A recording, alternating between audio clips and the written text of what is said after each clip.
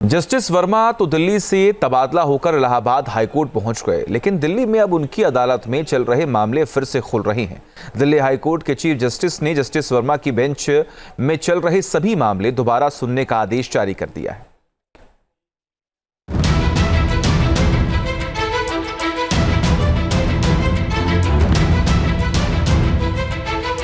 Delhi high court के जिस जज के आवास के प्राइमेसिस में मिले जले हुए नोटों के बंडल,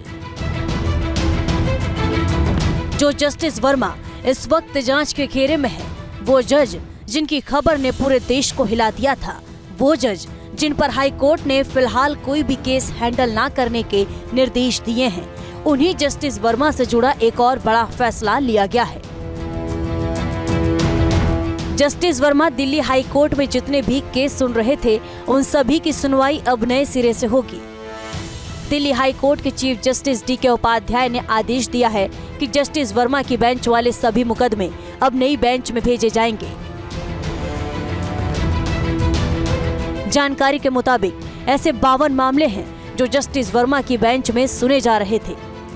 ये सभी साल 2013 से 2025 तक के केस हैं।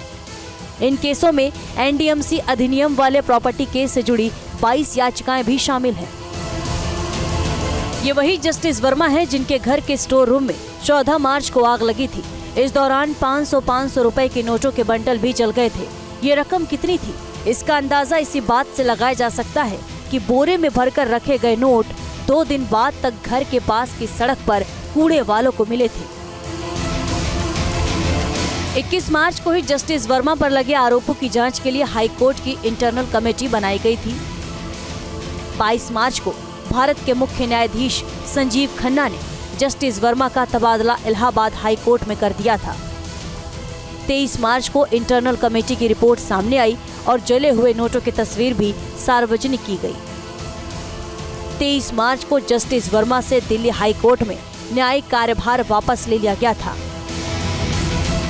जस्टिस वर्मा के पिछले 6 महीने की कॉल रिकॉर्ड भी चेक किए जा रहे हैं। पता लगाया जा रहा है कि जज साहब को किन लोगों ने फोन किए थे और इनमें से कितने उन केस से जुड़े थे जो जस्टिस वर्मा के कोर्ट में चल रहे थे। जस्टिस यशवंत वर्मा के समक्ष जितने मुकदमे लंबित थे, जिनमें अभी फाइनल ऑर्डर नहीं पास किया गया है, उन सब मुकदमों को, उस लिस्ट में उल्लिखित मुकदमों को फ्रेश हियरिंग दी जाए, जो भी कोऑर्डिनेट बेंच है उसके द्वारा, और तभी उन मामलों का निस्तारण होगा।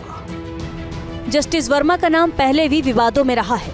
2018 में गाजियाबाद के सिंभावली शुगर मिल में गड़बड़ी के मामले में जस्टिस वर्मा के खिलाफ सीबीआई ने केस दर्ज किया था।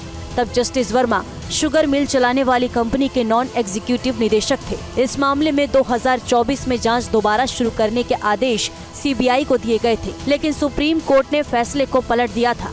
इसके बाद सीबीआई ने केस बंद कर दिया था। जस्टिस वर्मा ने दिल्ली के उनके घर में जले हुए नोट मिलने से इनकार किया है।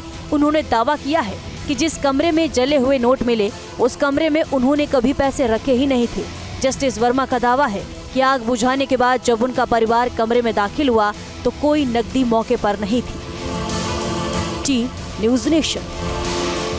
न्यूज़ नेशन अब व्हाट्सएप पर खबरों के ताजा अपडेट के लिए न्यूज़ नेशन के इस क्यूआर कोड को स्कैन करें।